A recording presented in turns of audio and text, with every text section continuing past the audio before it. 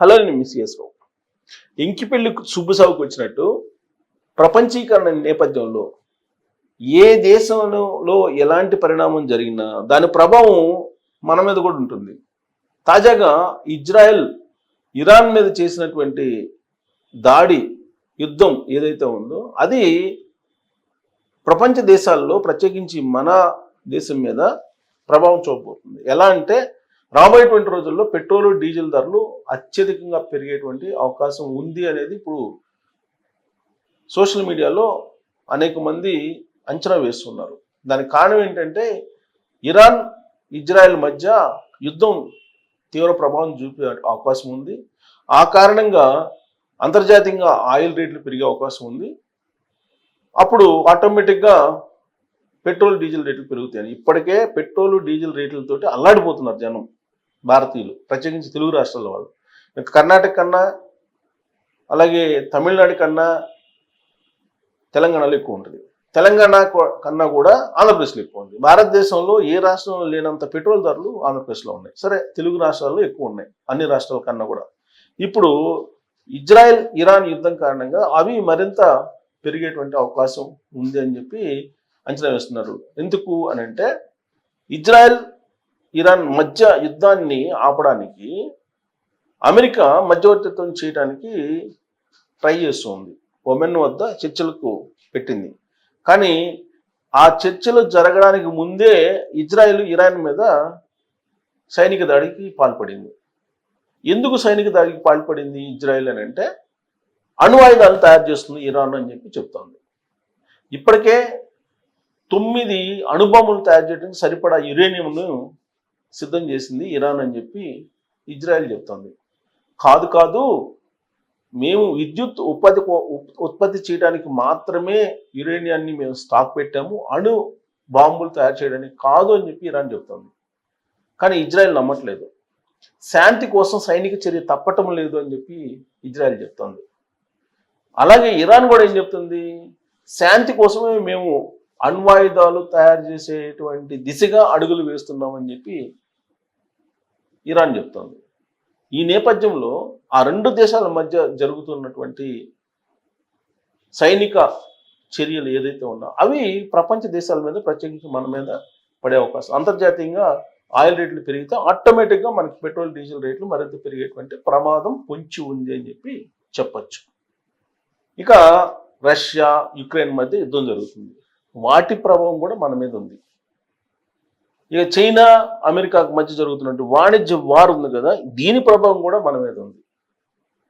అంటే ఎలా ఉందంటే 2 ఆంబోతులు ఢీకొన్నప్పుడు లేగదూడలు నలిగిపోతాయి. అలాగే అగ్ర రాజ్యాలుగా లేదంటే సాంకేతిక పరంగా హై ఎండ్లో ఉన్నటువంటి దేశాలు ఘర్షణ పడుతూ ఉంటే ఈ మధ్యలో ఉన్నటువంటి అభివృద్ధి చెందుతున్నటువంటి దేశాలు సాంకేతిక పరంగా తక్కువగా ఉన్నటువంటి దేశాలు చాలా నష్టపోతాయి.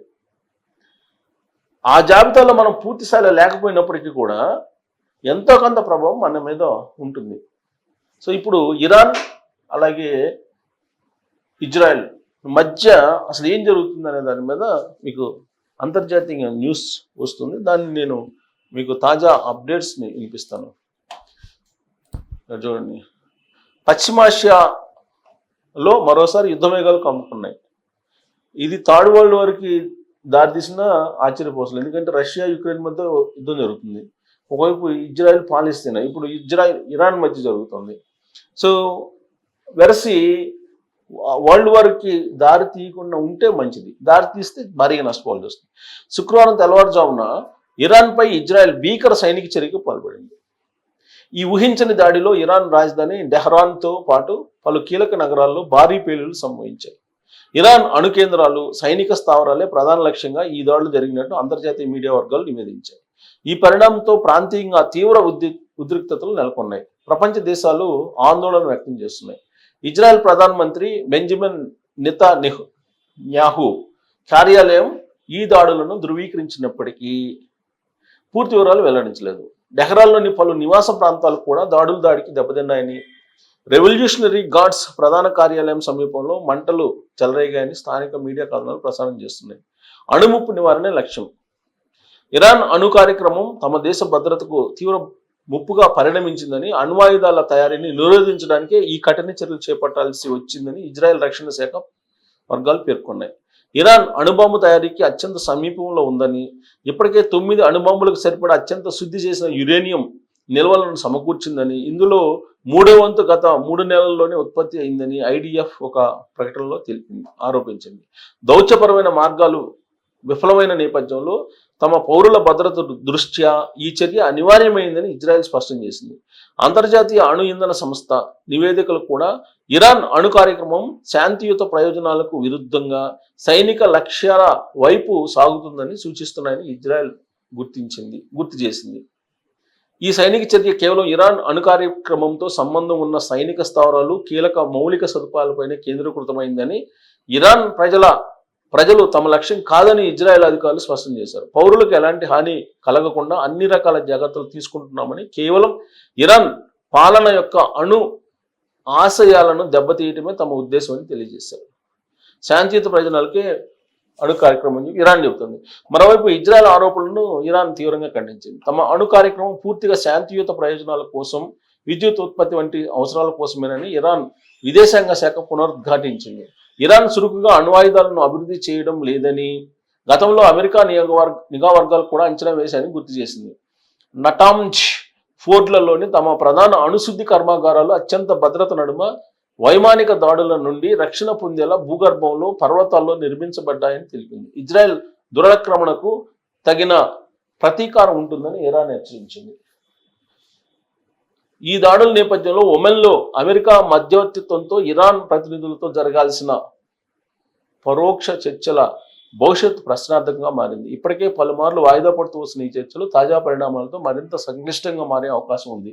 ఈ దాడులు పశ్చిమాసియాలో ఉద్రిక్తతలను మరింత పెంచుతాయని, విస్తృత స్థాయి యుద్ధానికి దారితీసే ప్రమాదం ఉందని అంతర్జాతీయ పరిశీలకులు తీవ్ర ఆందోళన వ్యక్తం చేస్తున్నారు. ఐక్యరాజ్య సమితి పలు దేశాలు ఇరుపక్షాలు సమన్వయం పాటించాలని విజ్ఞప్తి చేస్తున్నాయి. ఎందుకనంటే ఐక్యరాజ్య సమితి తెలుసు యుద్ధం వస్తే ఏం జరుగుతుంది, ఇరాన్ ఇజ్రాయెల్ మధ్య ప్రపంచ దేశాలకి ఆయిల్ కొరత ఏర్పడుతుంది, దాని కారణంగా రేట్లు పెరిగిపోతాయి, ఇవన్నీ ఐక్యరాజ్య సమితి తెలుసు. కాబట్టే వీలున్నంత వరకు శాంతి చర్చలు జరిపి ఇరాన్ ఇజ్రాయెల్ మధ్య యుద్ధాన్ని ఆపేటువంటి ప్రయత్నం చేస్తున్నాయి. కానీ అమెరికా మధ్యవర్తిత్వం వహించినప్పటికీ కూడా ఈ రెండు దేశాల మధ్య సయోధ్య కుదిరేటువంటి పరిస్థితి కనిపించట్లేదు. కాబట్టి యుద్ధం అనివార్యం ఆ రెండు దేశాల మధ్య. ఏ స్థాయి యుద్ధం? పాకిస్తాన్ భారత్ మధ్య జరిగినటువంటి ఆపరేషన్ సింధూర్ టైప్లో ఉంటుందా, లేదంటే దానికంటే ముందుకెళ్తుందా? అంటే దానికంటే ముందుకెళ్తే ఖచ్చితంగా పశ్చిమ ఆసియా దేశాల్లో తీవ్రమైనటువంటి ఆయిల్ సంక్షోభం ఏర్పడే అవకాశం ఉంది. ఫలితంగా మనం పెట్రోల్, డీజిల్ రేట్లు మరింత ధరలకు కొనుగోలు చేయాల్సిన పరిస్థితి వస్తుంది అనేటువంటి విశ్లేషణ చాలామంది ఆయిల్ కంపెనీల వాళ్ళు కూడా విశ్లేషిస్తున్నారు. మరి మీ అభిప్రాయం ఏంటనేది తెలియజేయచ్చు. Thank you.